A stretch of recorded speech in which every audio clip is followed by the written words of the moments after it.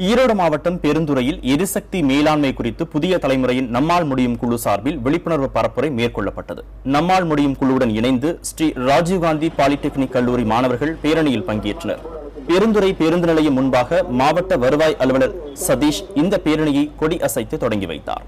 பெருந்துறை பேருந்து நிலையம், கடைவீதி, காய்கறி மார்க்கெட், பழைய பேருந்து நிலையம் சாலை வழியாக அரசு மருத்துவமனையில் விழிப்புணர்வு பேரணி நிறைவடைந்தது. 300க்கும் அதிகமான மாணவர்கள் பங்கேற்ற இந்த பேரணியில் எல்இடி பல்புகளின் பயன்பாடு எவ்வாறு மின் சக்கரத்திற்கு உதவுகிறது என்பது குறித்து விளக்கப்பட்டது.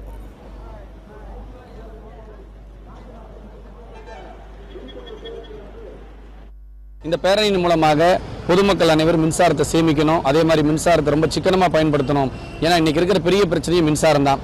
இன்னைக்கு மின்சாரம் நல்லா இருந்தால் ஒரு நாட்டினுடைய நிலைமை நல்லா இருக்கும் அப்படிங்கிறதான் மக்கள் புரிஞ்சுக்கணும். அப்படிங்கிறதுக்காக இந்த பேரணியோட மட்டும் நாங்கள் நிற்காம ஒரு வீட்டுக்கும் போய் அந்த மின்சாரத்தை எப்படி சேமிக்கணும், மின்சாரத்தை எப்படி சிக்கனப்படுத்தணுங்கிற ஒரு பரப்புரையும் வீடுதோறும் எங்களுடைய கல்லூரி மாணவர்களை வைத்து, நாட்டு நலப்பணி திட்ட மாணவர்களை வைத்து இன்னைக்கு கொடுத்துட்டு இருக்கிறோம்.